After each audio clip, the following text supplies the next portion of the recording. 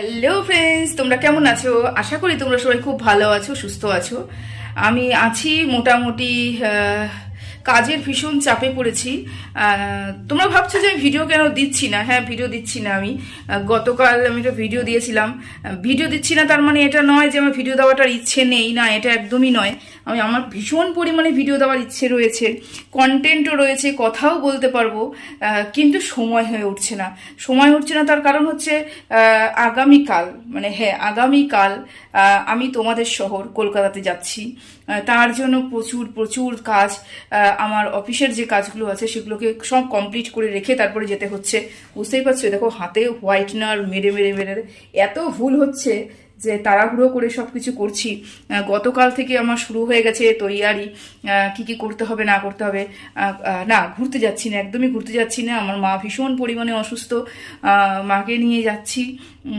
সেই জন্য বুঝতেই পারছো যে চাপে রয়েছি, আমি একটু চাপে রয়েছি। না হলে মন ভালো থাকলে পরে, সময় থাকলে পরে কেন কন্টেন্ট আছে, কেন ভিডিও করব না? ভিডিও তো অবশ্যই করব। দেখি, আমি আজকে রাত্রে আমার মোটামুটি কাজ কমপ্লিট, সব কিছু জমা টমা দেওয়া কমপ্লিট, ছুটি টুটি নেওয়া সব শেষ। প্যাকিং এখনো হয়নি, কালকে আমার ট্রেন, কিন্তু প্যাকিং আমি এখনো করে উঠতে পারিনি। প্যাকিং কালকে সকালবেলা যা একটা করে নেব, আজ রাতে আমি তোমাদেরকে একটা ভিডিও, তোমাদের জন্য ভিডিও বানানোর চেষ্টা করব। আমি কথা দিচ্ছি না, একদমই কথা দিচ্ছি না, আমি চেষ্টা করবো বানানোর। যদি পারি তাহলে তোমরা সকালে দেখতে পাবে, আর না হলে কিছু করার নেই। আমার যে ব্লগ চ্যানেলটা, সেখানে নজর দিয়ে রেখো।